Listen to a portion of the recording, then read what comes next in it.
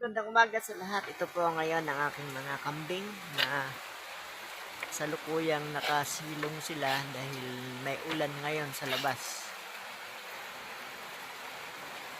Ayan. Ito yung aking